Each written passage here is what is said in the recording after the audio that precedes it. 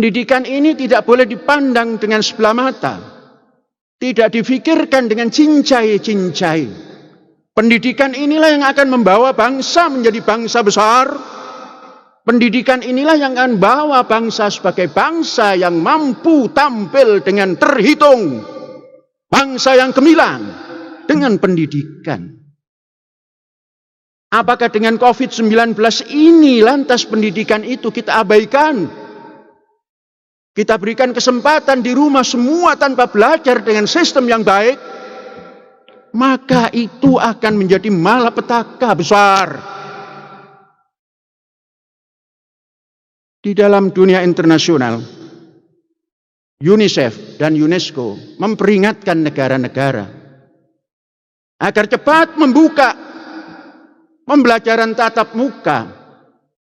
Karena akan terjadi bencana, bukan sekedar bencana, namun malapetaka besar. Karena bertahun-tahun anak usia pendidikan terlantar,